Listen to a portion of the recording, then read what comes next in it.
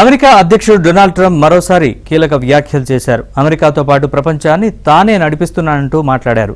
తన 2 పదవీ కాలాన్ని పోల్చి చూస్తే ప్రస్తుతం తన బాధ్యతలు మరింతగా పెరిగాయంటూ చెప్పుకొచ్చారు.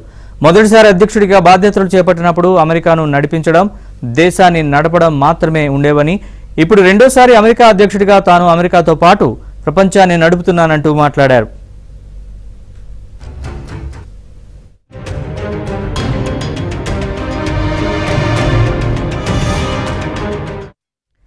ఇక తన నిర్ణయాల్ని ట్రంప్ మరోసారి సమర్థించుకున్నారు. అంతేకాదు అమెరికా నుంచి బహిష్కరణ గురైన వారిని ప్రమాదకరమైన వ్యక్తులు అని, బహిష్కరించబడుతున్న ప్రజలు అమాయక బాధితులు కాదని ట్రంప్ నొక్కి చెప్పారు.